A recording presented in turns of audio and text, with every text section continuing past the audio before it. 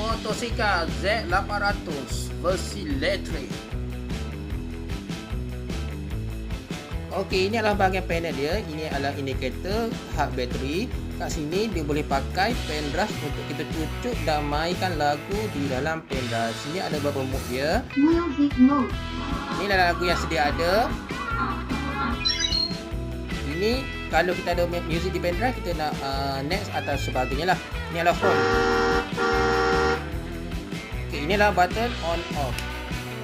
Okay, bila kita on.